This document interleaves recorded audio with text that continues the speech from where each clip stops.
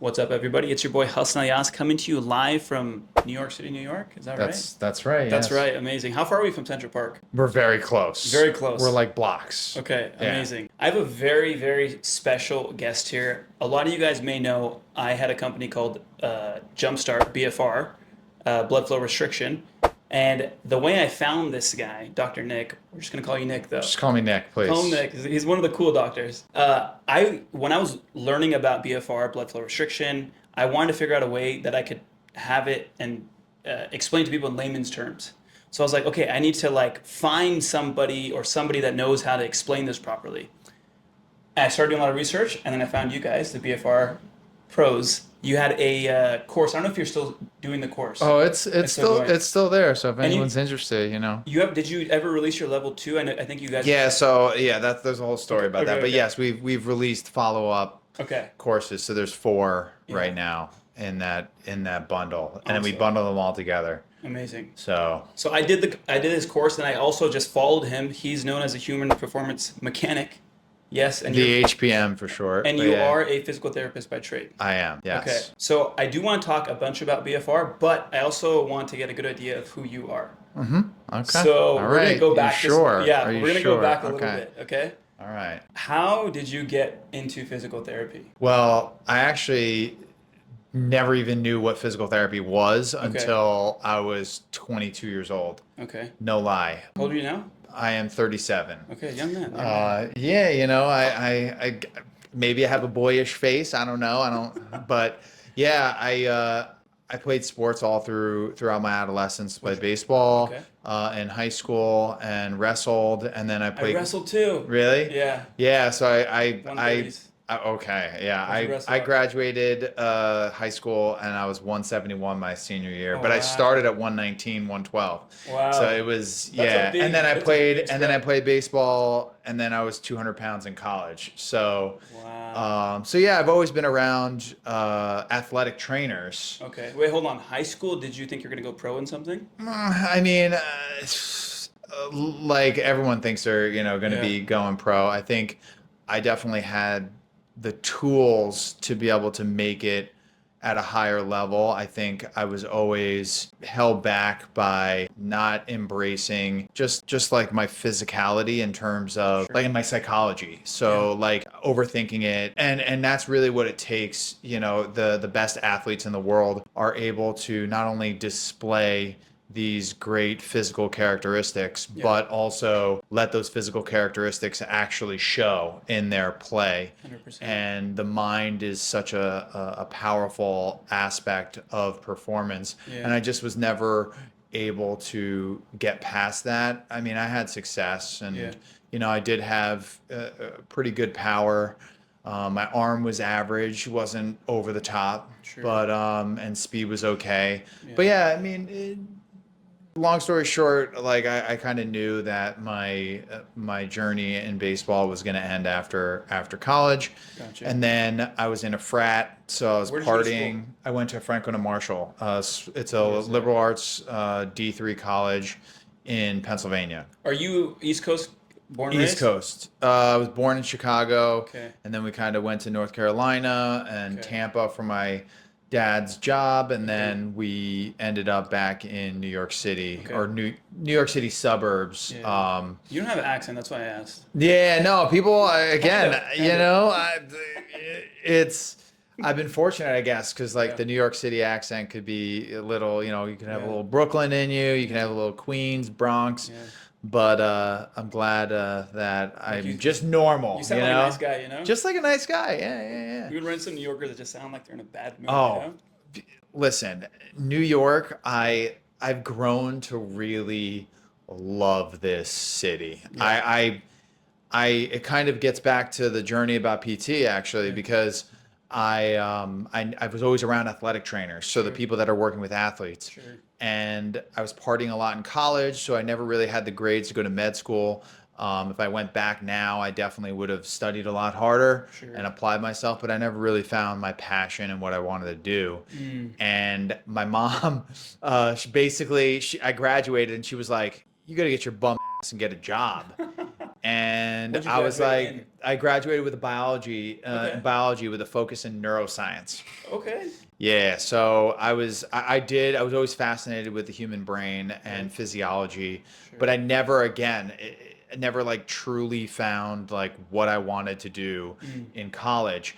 But she saw an ad in Craigslist and she's like, "Oh, you like fitness, right?" Yeah. Because I always like working out Yeah. and lifting.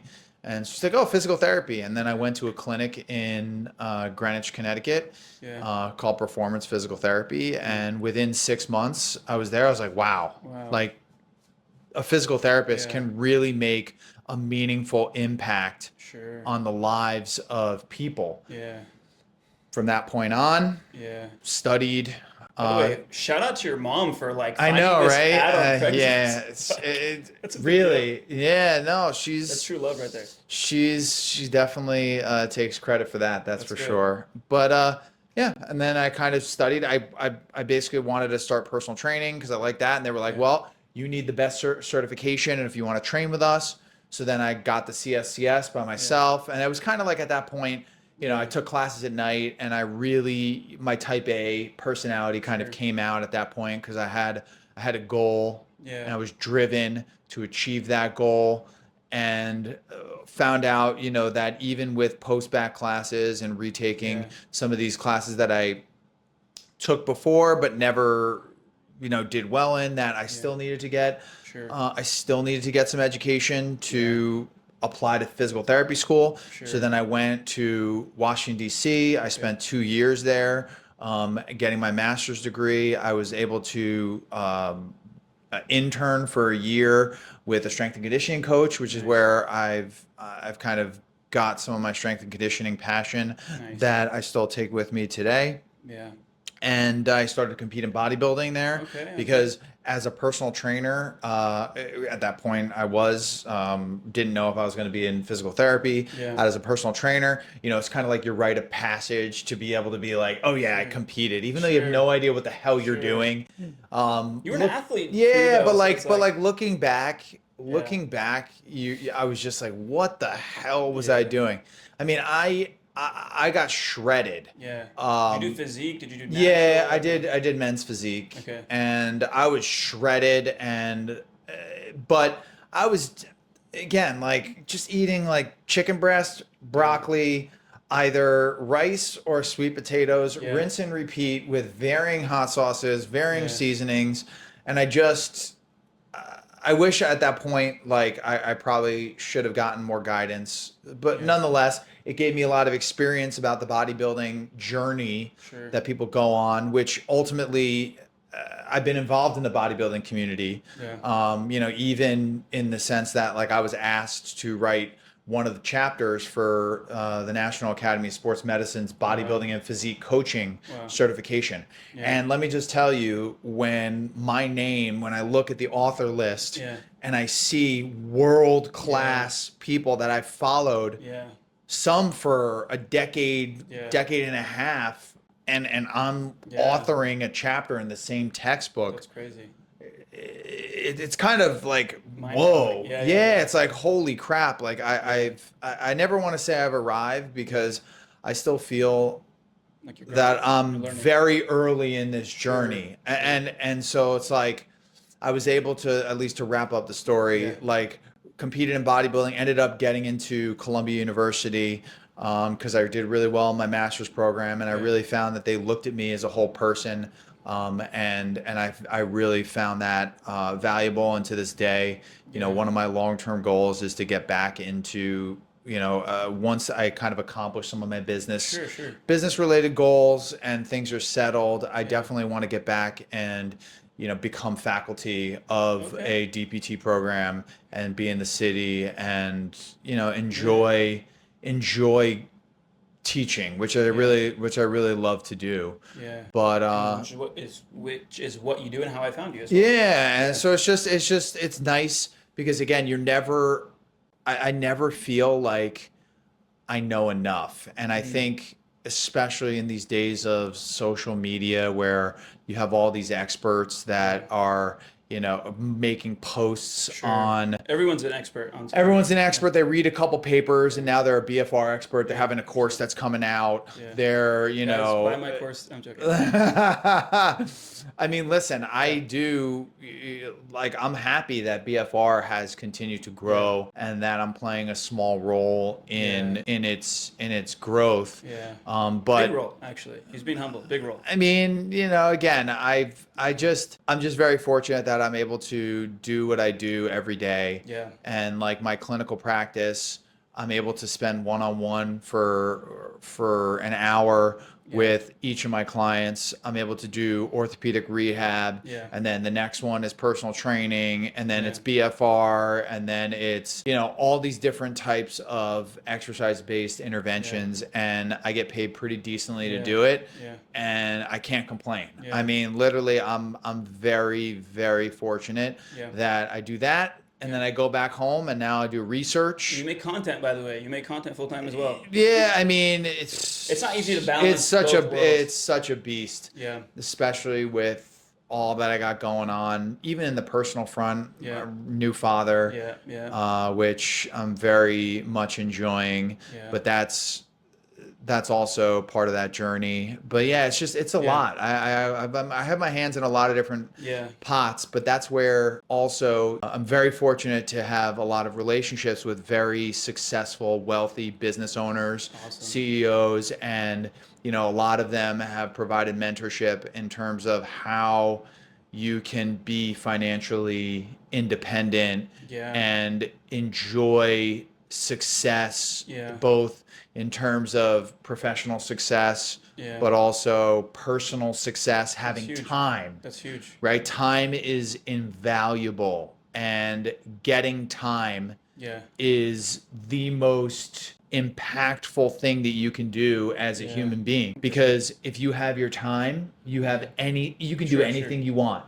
And that's where I feel like there's a disconnect with a lot of people, is that they want to make all this money, they want to do all these things, and then they complain about it, and then they don't actually get up and do something about it. And I feel like social media is just one of those ways in which people have a platform, and I just tend to just work in the shadows and just head down, grind. And I'm very fortunate that the last couple of years, all of those hours reading papers and like studying physiology and like getting mentored, like all of those things are now coming into fruition, where I'm able to say, at least I've begun the process of arriving. Again, I never want to say I've arrived, because the journey is never over. It's really just moving in the right direction. Tell me this. So I know you were weighing in recently on the social media drama of Dr. Israel. Oh man. You want to know something crazy? What? You know Jared Feather? I know Jared. He was my roommate in college. No way. So I went to University of Central Missouri, and one summer I was bulking because I like burned myself out my first year of track over there. So I gained like 15 pounds. But he needed a place. Somebody like recommended. I don't know how we got together, and then I didn't realize this guy's like the real deal. So I don't know how well you know Jared. No, I just know him through that whole RP, yeah. organization. I mean, listen. But he was my roommate. That's crazy. And Dr. Israel was a teacher at our school. I don't know if he still teaches there. Yeah. I mean, What are your thoughts on what's going on right now? I will say this. I don't know Mike very well. Yeah. I think he's, the PhD degree has been commercialized, and it's been hijacked, and it's been a ticket to a credential. Hell, like for me, I'm actually going to be getting my PhD at some point in the near future. But you are a doctor. I'm a clinical doctor in terms of doctor of physical therapy, but from an academic perspective, my progress in academia is actually is stifled because of the fact that I don't have a PhD. So with all I can't, for example, like get tenured faculty if I wanted to go into a DPT program and do that. Some conferences, because I don't have a PhD, I can't speak at. Editorial boards of journals, for example, require a PhD. Do you feel like it's a political thing where it's like, dude, we don't really, because for instance, there could be very intelligent people in the space, but maybe they just don't have this PhD. Yeah, I think, Right? this kind of relates back to the mic thing, right? Yeah. Because clearly that dissertation was hastily done and rubber stamped, basically. And when you get into these programs where, you're paying the university and the university pays you back with a degree, it was clearly not rigorous in terms of even the care. Like, I look at a document like that, regardless of if it was the finalized version Sure. or a draft Whatever, or yeah. whatever. Like, I look at that stuff and I'm like, I would never hand in anything that looked remotely like that. It just displays a level of carelessness. Why does anyone even care though? Is there like drama there? Well, the reason why Yeah. people care, and this gets back to Yeah. Israel and me not knowing him as a person, Sure. is that he's very upfront with, hey, it's Dr. Mike, whatever here. And then he leans into his PhD credential. And on top of that, he says, oh, I'm the smartest person in the field. It'll take me a year to be able to get into any sort of field, because he plays on how smart he is. Do you feel like he does that to troll or like? I don't know. Again, I don't know Mike as a person. He is entertaining. I will give you that. Like, Funny. he is entertaining. Yeah. But I can understand why his detractors are so like fired up and vitriolic, is because when you get on, he's been very successful. Yeah. Good for him, and he's one of the biggest, if not the biggest name in fitness. Yeah. In terms of mainstream people that know who he is. Yeah. But he relies on this credential. He relies on, even if it's snarky, there's numerous clips of him saying how smart he is and how he's off the scale in IQ testing. I think he's a big troll. I really do. And he might be. He very well might be. But like, that is kind of the reason why it's been such a huge topic. And then on top of that, instead of him coming out and just saying, hey, like, this is what it is, ha ha ha, like, I still got a PhD, whatever. There was then a cover up, and then on top of that cover up, it was like him sticking out his like lower on the totem poles, like Milo Wolf and Pack, though that whole crew, Nippard, were all coming to his defense. And meanwhile, it was like, no, like, this was actually the finalized document, and it's more reflective of ETSU and the whole process of getting a PhD there. And so now they're in a weird spot, because now it's their star alumni who's like, they're rubber stamping his PhD. So again, the whole thing, I can understand why people are so upset, but it's in my estimation, it's probably a smaller subset of people that are upset about it, only because, again, when you get to the point where you're so successful and then you're arrogant, which I think is a lot of why people are like, they want to take him down. And if he came out and he was like, yeah, guys, my PhD was actually crap, and I still got the PhD, but at the end of the day, like, am I proud of it? No, but like, I still got it. It is what it is. I think it would have been deaded. But the fact that there was now a cover up, and then the What do you feel like it does? Because you're in the industry, right? Like, what do you feel like this does for the industry? Like, the only reason I ask is because, like, for instance, I'll see people sometimes will like just start hitting. They don't know somebody, or they just want to weigh in for no reason. But I feel like this is like opening up something. Like, for instance, like this PhD thing. How important is it to get a PhD? If you do get a PhD, I think the PhD has been, unfortunately, just because you have a PhD doesn't really mean anything. I mean, Joel Seaman has a PhD. Okay? Joel Seaman is one of the biggest pseudoscientists I've ever seen. And he posts a lot of things. Basically, he's circular referencing himself. But he basically cites himself. He's like, oh, go to my ebook to then see the resources. And then he basically is a big thing of like, he makes an exercise as complicated as it possibly can be. And I know who this guy is. I know exactly. And he's 90 degrees, and then he Yeah. makes up terminology like eccentric, He does isometric. these crazy exercises. as Which well. is just absolute ridiculousness. Yeah.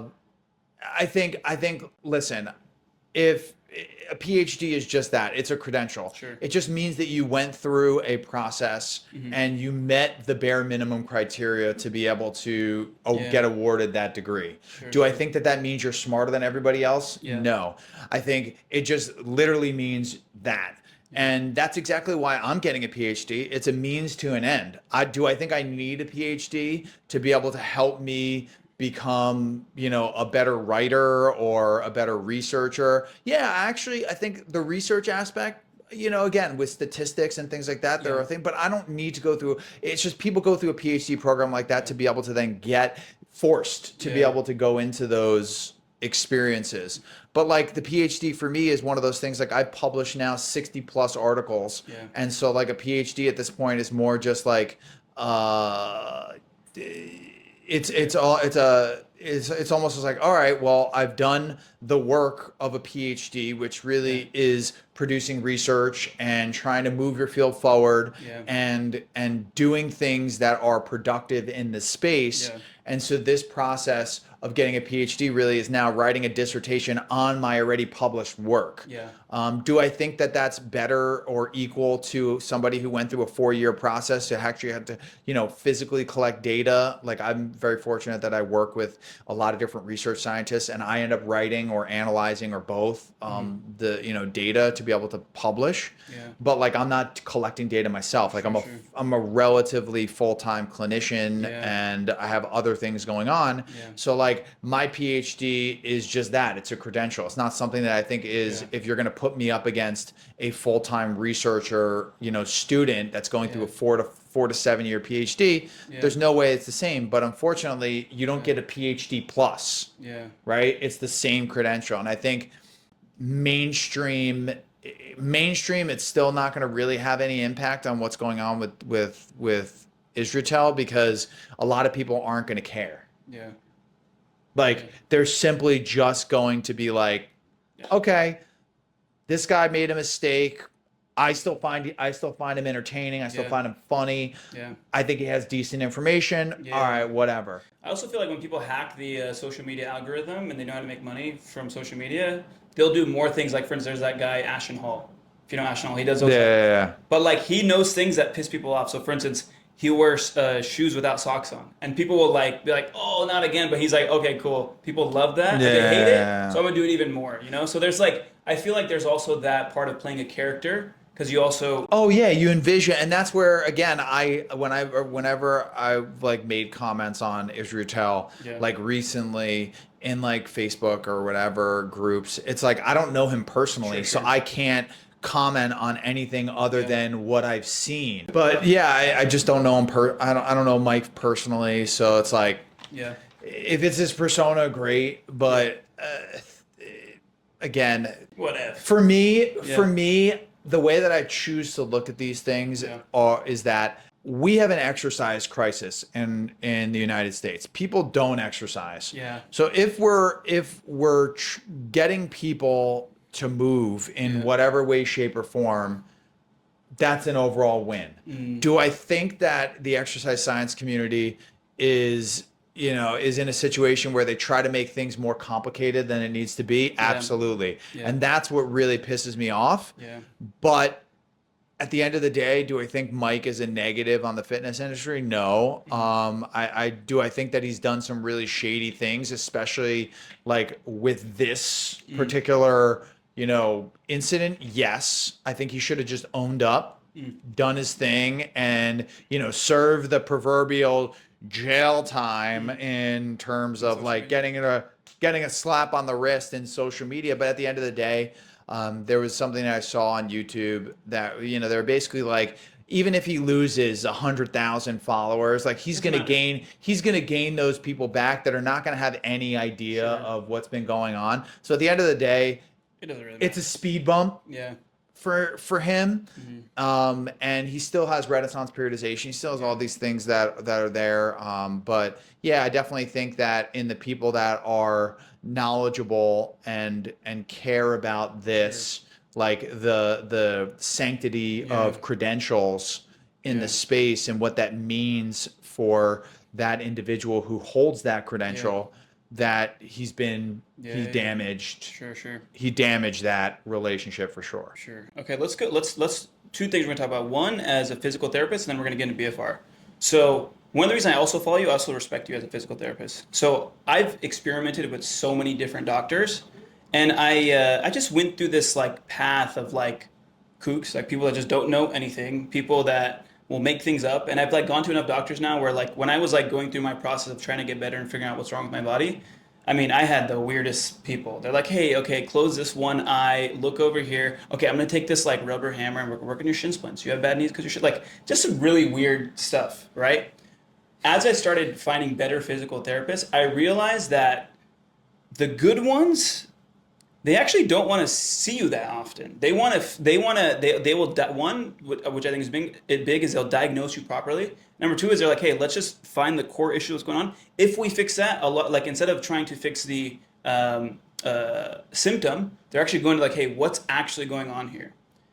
I feel like you do that. I've been following your physical therapy content as well. And then also when I saw that you do BFR, it's like, dude, I feel like physical therapists that are in BFR know it well. I feel like they're like a different level because I feel like they appreciate science. They can see things that maybe other people don't see. And I think that's like what matters. So like you as a physical therapist, can you explain to us, one, why do you have the name Human Performance Mechanic?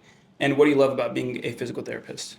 Yeah, I first and foremost, like it's so funny because people say, they say a lot of negative things about physical therapy, and I do think that the industry, is in a very precarious state. Sure. But I love what I do. Yeah. Again, I said it before, I'm very fortunate that I get to do what I do and just love every day. Every day is different, especially with all the hats that I wear. Yeah. But the concept of the human performance mechanic is one that just relies on the fact that, kind of like what you said, where if you could just go to an everyday, mechanic, for Yeah. example, like for your car, they just might do a quick cursory screen Yeah. and then do a little here, a little there, A little oil replace change, this, yeah. whatever. But like that might, and I don't know cars, so Yeah. maybe it's like again, I don't even want to even say Sure, anything sure. because it's like I don't know cars, but like Yeah. maybe the issue is something else. Yeah. And the change in oil is only one of those things that's like, all right, well, that'll solve the issue. Okay, good. You're ready to go. Yeah. But the concept of the human performance mechanic is really just going a little bit deeper, and it's understanding that pain, for example, is just a symptom of some underlying dysfunction Yeah. that may be local or maybe systemic in Yeah. the sense of like distal, like Yeah. a ankle pain Sure. that's actually coming from spine dysfunction, for Yeah. example, and having the tools to be able to look at a bigger picture. Yeah. I think a lot of physical therapists, and part of this is due to the fact that as a profession, we're really getting creamed from reimbursement. So the average physical therapist is seeing a lot of patients per hour to be able to keep the lights on. Yeah. And so it becomes a more of like a whack-a-mole Yeah. with, oh, you have knee pain. All right, so we're only going to look at your knee. And Yeah. then you have low back pain. All right, well, great. Then it's definitely, back or Sure. whatever. You keep the analogy going. Yeah. And the symptoms Yeah. are getting addressed, Yeah. but the problem is never fully addressed. And Yeah. that's, the philosophy of the human performance mechanic is looking a little bit deeper, is taking more of a systemic whole body picture into an assessment, and then from that assessment being able to determine what the true underlying issue is. Yeah. And I've just felt that, given my experience of seeing people that have seen other physical therapists, that have seen chiropractors, that have had surgery, still have the same pain, right? It takes a special kind of mechanic to be able to get these people out of pain and optimize their performance. And that's where the human performance mechanic kind of name has, its genesis. I also like that you have the word performance in there, because some people, they're just like, people are sick and they're like, I just want to be less sick, or I just want to be not feeling sick. And then there's that other audience where they're like, dude, I want to perform. I want to be the best I feel. Do you have a preference of when it comes to when you work with patients? Are you picky? Can you tell like, hey, I don't know if this is going to work out for you because I'm not your regular PT, you know? Yeah, I think my model is pretty self-selecting for the most part, Yeah. because I'm out of network and I'm cash, Yeah. and I'm not cheap. Yeah. I think, first of all, I've earned it. Yeah.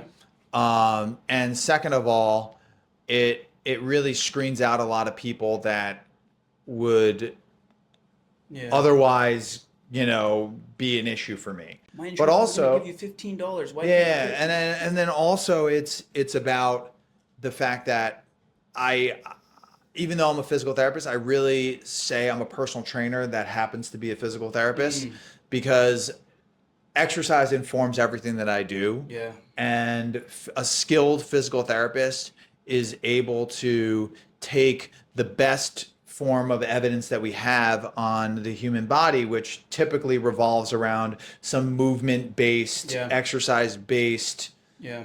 solutions, and being able to apply them in people that might have pain. Yeah. And of course, there are other aspects of physical therapy, like Sure. manual therapy and Yeah. other types of approaches that supersede a personal trainer's scope of practice. But at the end of the day, everything should be revolving around exercise and movement and what we Yeah. understand about inflammation Yeah. and chronic disease and things like that. So, You couldn't be so my I was, you couldn't be any more right because my physical therapist I see, his clinic is called Movement First. He's not like he's like, hey, if you want to come get a massage, like if you need manual work, I'll do it for you. But if we can make you move better, these things won't happen. yeah, I And I was mean, like, wait, what? I have a client right now who's post-surgical of a microdiscectomy, and this dude has received the most manual therapy from me than I think in the last 5 years combined. Yeah. Just because again, he's in a situation, he's in a heightened pain state, Sure. like exercise can even movement of a seemingly innocuous Yeah. magnitude can flare him up. So manual therapy is something that we're doing to just get his muscles a little bit more loose, Yeah. open up a window for movement. Yeah. But yeah, I mean that's kind of where the whole model lies. And like for me, the aspect of performance, you kind of hit on it, Yeah. but it really is in that framework of I'm a personal trainer that happens to be a physical therapist. Yeah. That sets a business case. So the mentality that somebody has going into physical therapy is this is a temporary relationship. Yeah. This is a relationship that I'm now going in for 6 to 8 weeks, 1 to 3 times a week, depending on where you're going, and then I'm done. If you take the flip side of I'm going to a personal trainer that happens to be a physical therapist, that relationship in terms of the expectation is completely different. Yeah. Because people view, personal training as a long-term commitment. I'm seeing probably like 60% of my caseload is individuals that are either ex-patients or are people that are coming to me because they want to look good, feel good, but they don't trust a run-of-the-mill personal trainer to deal with their orthopedic issues. Yeah. Yeah. Absolutely. And so that's kind of, the whole thing. And once I really understood that from a business perspective, that the framework of that, then my business really changed because the people that were coming in were like under the expectation that, hey, this is not a temporary relationship. This is more of a long term, whatever that looks like to that individual. What kind of advice would you give to people that, right now we're in this huge fitness culture, right? People work out. It's like everyday people, right? And they really take it serious, but then they get injuries. And somebody's looking for a good physical therapist. What advice could you give to someone? Like, what's something you should look for when it comes to finding a good physical therapist? That's tough. Any I mean, key- a lot of it is, that's a tough. Because they're also not educated, right? So they don't know anything. Yeah, right? and it's very difficult. I would say if you go into the facility and there's no barbells, there's no weights above, 50 pounds, then I would probably suggest going to someplace different.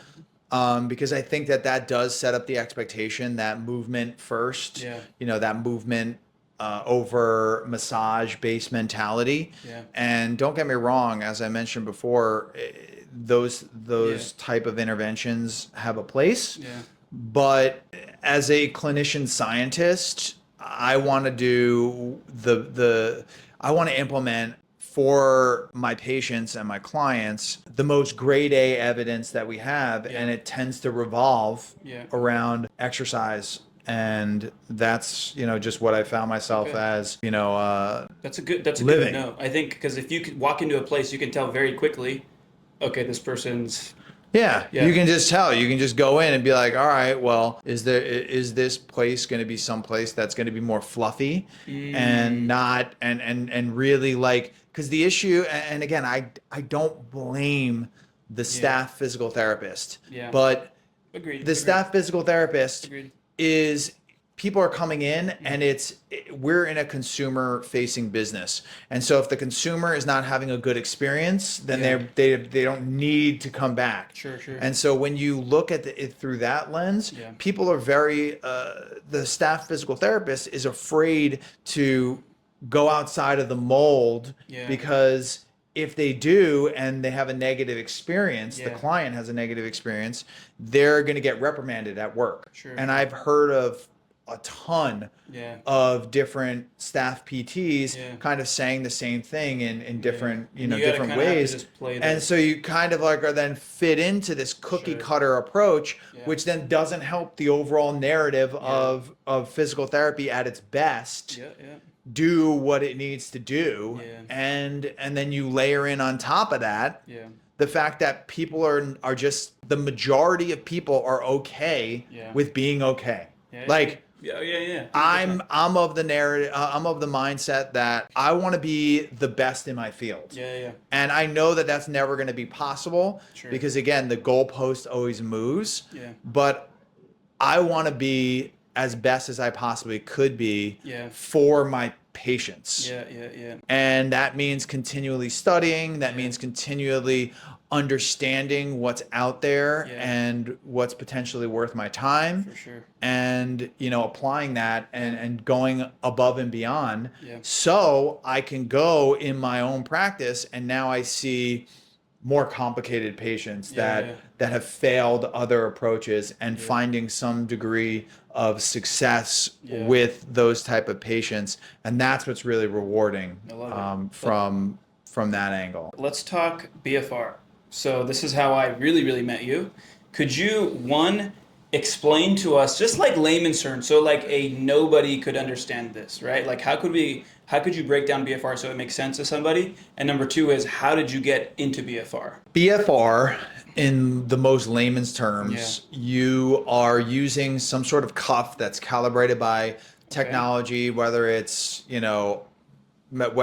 like just manually, like manual technology, where like a blood pressure cuff, or automatically like one of these devices. If you want to show us one of those, you can show us. What is this one called? So this is called the Delphi Personalized Tourniquet system. So this is the like the primo of the BFR devices. Yeah. This is a retrofitted surgical tourniquet device. Yeah. So these go for thousands of dollars. Should we show them like what you actually do or how you put it on? I mean, like I can do that simple. So you can move it's stuff around. It's all good. so generally what you do with this cuff is you would ply it. This is going to be a little small on my arm. You want to do it? You want to do it on my arm? Oh, you want a small guy? Okay, all right. I never do. So then you slide this all the way up to the proximal most part of the arm. Okay. You'll be able to slide this over. You got to make sure that there's 2 fingers in there. For like, so it's not too loose, but it's also not too tight. Then these cuffs are very simple, because what this will do is now I can just have you relax. Okay. Plug this in. So this is going to pump with air. Yeah. Now just sit nice and tight. Okay. So some of these cuffs, PTP, and then what it's going to do, just don't talk because it's a little finicky. It's going to gradually inflate over the course of 30 seconds. And then after that, it will give you what's called your limb occlusion pressure, which is the pressure needed to completely restrict all blood flow to your arm. and then you exercise at a percentage of that. And that Yeah. percentage is typically between 40 and 80%. Yeah. And what this does is when you're restricting blood flow, when you exercise and you move, it can create an artificial high intensity environment within the muscle.